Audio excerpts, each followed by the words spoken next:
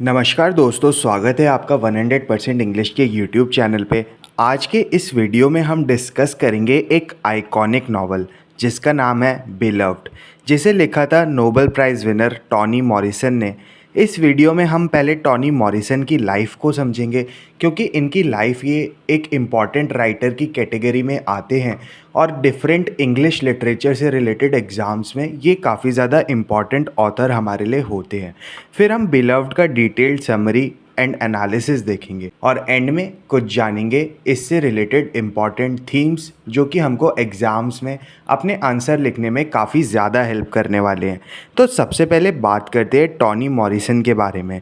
उनका जन्म 1931 में हुआ था, ओहियो में। उन्होंने अपनी बीए की डिग्री हार्वर्ड यूनिवर्सिटी से ली, जहां उन्होंने इंग्लिश मेजर और क्लासिक्स माइनर चूज़ किया था।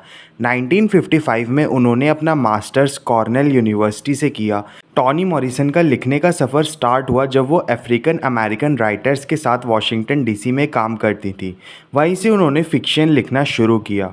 उनका पहला नावल था द ब्लूएस्ट आइज़, 1970 में पब्लिश हुआ था। मॉरिसन की राइटिंग अफ्रीकन अमेरिकन लिटरेचर में एक रिवॉल्यूशन थी, जहां रेस, स्लेवरी, आइडेंटिटी और फ्रीडम जैसे डीप इश्यूज़ को वो एक्सप्लोर किया करती थी। बिलव्ड को 1987 में पब्लिश किया गया था। ये नावल अमेरिकन सिविल वॉर के बाद एक रिकंस्ट्रक्शन पीरियड को दिखाता है। बिलव्ड को पुलिट्ज़र प्राइज़ फॉर फिक्शन मिला था 1988 में और इसे नेशनल बुक अवार्ड का फाइनलिस्ट भी बनाया गया था।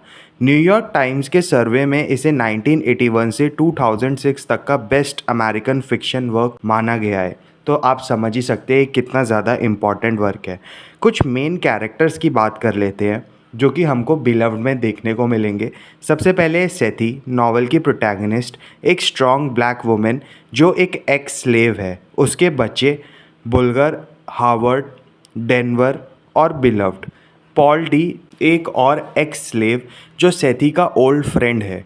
बेबी शग्स, सेथी की मदर इन लॉ, एक स्पिरिचुअल हीलर। स्कूल टीचर, एक क्रूअल स्लेव ओनर जो सेथी और दूसरे स्लेव्स को कंट्रोल करता है। और भी कुछ माइनर कैरेक्टर्स हैं इसमें, जैसे एला, लेडी जॉन्स, एमी डेनवर और गार्डनर फैमिली। नॉवल की कहानी फ्लैशबैक से चलती है। कहानी स्टार्ट होती है 124 ब्लूस्टोन रोड से, एक हॉन्टेड हाउस जहां सेथी अपनी बेटी डेनवर के साथ रहती है। पॉल डी भी वहां रहता है और बिलव्ड का घोस्ट भी इस घर में दिखाई देता है। सेथी और पॉल डी अपने स्लेव डेज को याद करते हैं। पॉल डी वो आखिरी मेल स्लेव बचा है जो सिविल वॉर के बाद भी जिंदा है। सेथी का पास्ट बहुत ज़्यादा पेनफुल है। उसका हस्बैंड अपनी माँ को स्लेवरी से छुड़ाने के लिए मेहनत करता था। सेथी भी एक टाइम पे स्वीट होम नाम के प्लांटेशन में स्लेव थी। जब प्लांटेशन की मालिक मिस गार्नर मर जाती है तो उसका दामाद स्कूल टीचर प्लांटेशन संभालता है। वो बहुत ही ब्रूटल स्लेव ओनर होता है। सेथी और बाकी स्लेव्स एक दिन वहाँ से भाग जाने का प्लान बनाते हैं। हले, पॉल डी और सिक्सो सब मिलकर स्वीट होम से फ्रीडम की तरफ भागने की कोशिश करते हैं। सिक्सो को पकड़कर जिंदा जला दिया जाता है। हले भी डिसअपियर हो जाता है। सेथी प्रेग्नेंट होती है पर फिर भी अपने बच्चों को बचाने के लिए भाग जाती है।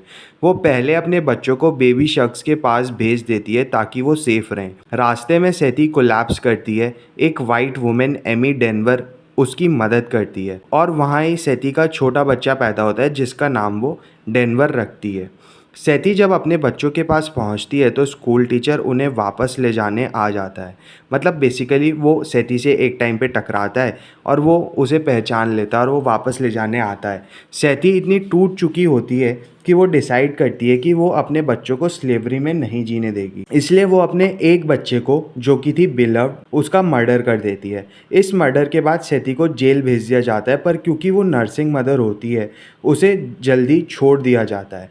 पर उसके बाद उसकी ज़िंदगी कभी नॉर्मल नहीं होती। वैसे ये बच्चे का मर्डर करने का सिग्निफिकेंस ये था कि सेथी मतलब सोसाइटी को ये दिखाना चाहती थी वो अब मतलब किसी के यहाँ वर्क करने के लिए स्टेबल नहीं है, इसलिए वो अब स्लेवरी नहीं कर सकती। अब 124 ब्लूस्टोन रोड में सेथी, डेनवर और पॉल डी रहते हैं और साथ ही बिलव्ड का घोस्ट भी वहाँ आ जाता है। ये घोस्ट फिजिकल फॉर्म ले लेती है एक यंग वुमेन के रूप में। डेनवर बिलव्ड से अटैच हो जाता है क्योंकि उसके पास और कोई फ्रेंड नहीं होता। पर धीरे धीरे बिलव्ड अपनी माँ सेथी को इमोशनली और फिजिकली ड्रेन करने लगती है। सेथी गिल्ट और पास्ट के बोझ में और ज़्यादा दबने लगती है। पॉल डी सेथी से प्यार करता है, पर जब उसे सेथी का पास्ट पता चलता है तो वो सेथी से दूर चला जाता है। सेथी अपने डिसीजन से टूटती जाती है और बिलव्ड जैसे उसका पनिशमेंट बन जाती है। डेनवर अपनी माँ को बचाने के लिए हेल्प मांगने टाउन जाता है। टाउन की वुमेन्स मिलके बिलव्ड को भगा देती हैं। बिलव्ड डिसअपियर हो जाती है, लेकिन सेथी इमोशनली और फिजिकली काफ़ी ज़्यादा वीक हो चुकी होती है। एंड में पॉल डी वापस आता है और सेथी को कहता है यू योर बेस्ट थिंग, यानी उसे समझाता है कि वो खुद अपने लिए बेस्ट है। नॉवल एक आशा के साथ ख़त्म होता है कि हो सकता है सेथी अपने गिल्ड से कभी बाहर निकले, पर लेकिन ये रीडर्स के ऊपर छोड़ दिया गया है। कुछ थीम्स देख लेते हैं। बिलव्ड स्लेवरी और उसके साइकोलॉजिकल इम्पैक्ट पर एक पावरफुल कमेंट्री है। इसमें racism, lost of identity, motherhood, freedom और पास्ट का ट्रॉमा जैसे थीम्स को एक्सप्लोर किया गया है। सेथी का अपने बच्चे को मार देना इस बात को दिखाता है कि एक माँ अपनी नेक्स्ट जनरेशन को स्लेवरी से बचाने के लिए किसी भी हद तक जा सकती है। ये नॉवल बताता है कि स्लेवरी सिर्फ एक फिजिकल बॉन्डेज नहीं होता, बल्कि जनरेशन्स तक लोगों को मेंटली टॉर्चर और ज़ख्मी करता है। दोस्तों, मुझे उम्मीद है आपको ये बिलव्ड की डिटेल्ड समरी और एनालिसिस पसंद आया होगा। ये नॉवल एक मास्टरपीस है जो हर किसी को पढ़ना चाहिए। अगर आपको ये वीडियो पसंद आया हो तो वीडियो को लाइक करें और शेयर करें। 100% इंग्लिश चैनल को सब्सक्राइब कर लीजिए, क्योंकि यहाँ पर मिलेगा आपको अपनी लिटरेचर से जुड़ी हर एक प्रॉब्लम का फुल प्रूफ सोल्यूशन। मिलते हैं फिर अपनी अगली लिटरेरी जर्नी में। तब तक के लिए happy studying and best of luck for your upcoming examinations.